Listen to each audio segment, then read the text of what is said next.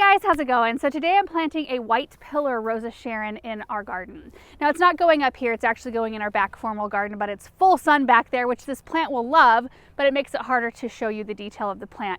The really unique thing about the white pillar that makes it different from other Rosa Sharons is its growth habit. So it grows in a really tight, tall column.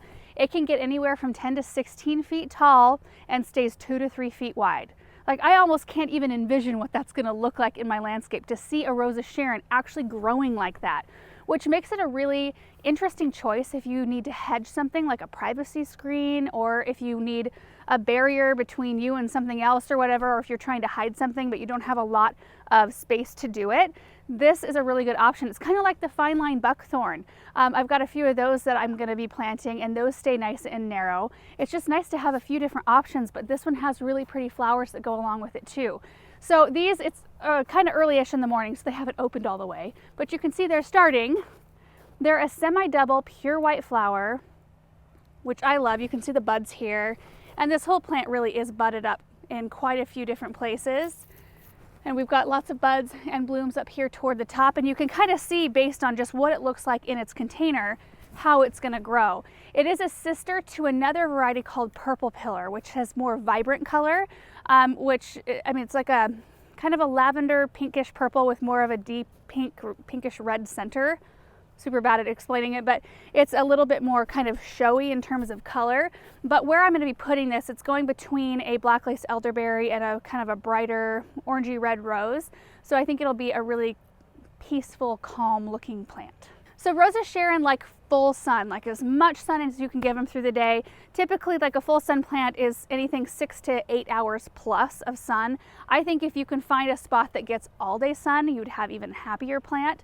They are a zone 5 through 9 and resistant to deer, and they're one of the last things to break dormancy in the spring. So everything else will have new fresh leaves, and this one will still look like a bunch of sticks.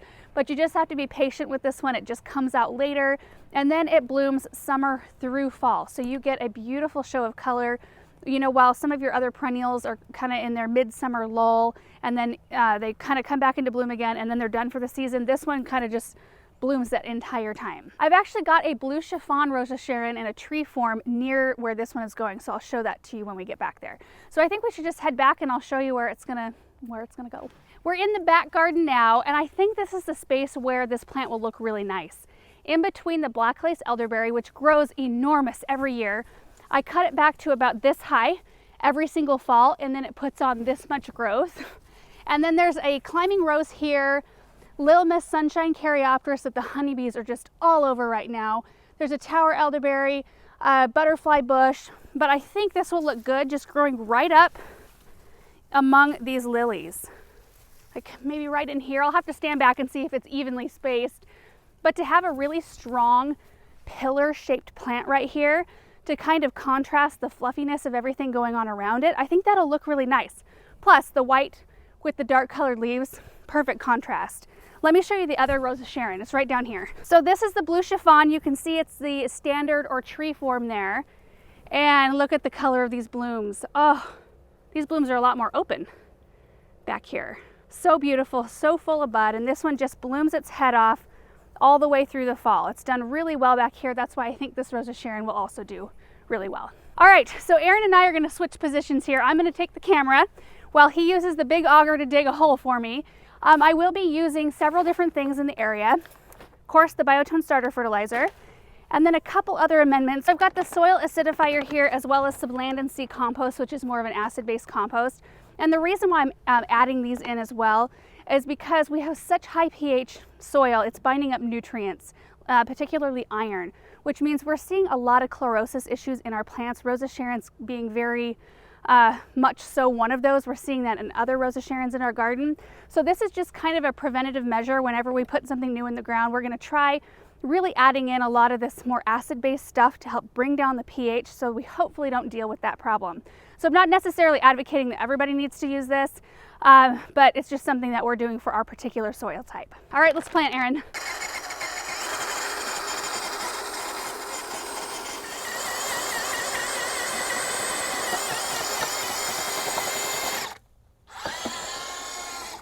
Okay, I think what I'm going to do is go in and remove some of that soil, the native soil first.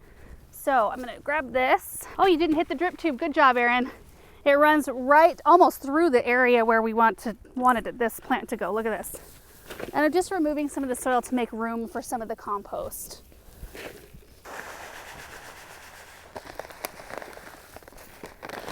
Could almost use this as a mulch. Yeah. Wouldn't that be nice? Just get a bunch of land and sea and mulch our whole property with it. Okay. Root system looks really good, doesn't need to be teased. And that's a perfect size hole, Erin. How does it look? Is it centered? Yeah, let's Is it? Okay. Yeah. All right, so I'm just gonna backfill the hole now.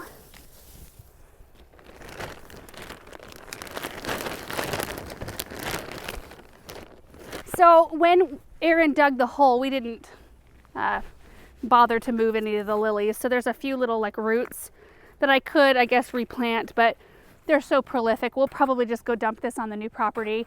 Maybe the lilies will come up there. Oh, that looks so pretty. Okay, let me go grab the hose, get it watered in. This ground is just sucking in the moisture right now. Perfect.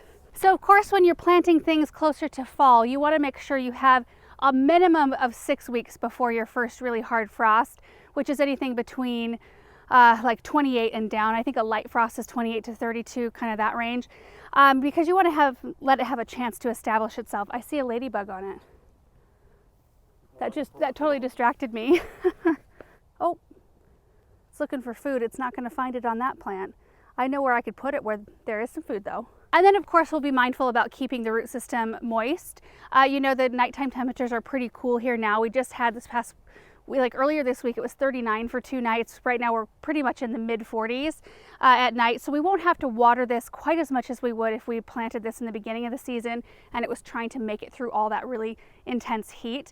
But it's still something you want to be mindful of, and even through the winter, if you have a super dry, windy winter, for anything that's newly planted, it's not a bad idea to run out and just splash a little extra water on it from time to time, just to make sure that the root ball doesn't completely dry out. So anyway, I think that this was a really good choice for this area. I'm really excited to see it grow. I think it's going to look really impressive back here. So thank you so much for watching this video, and we will see you in the next one. Bye.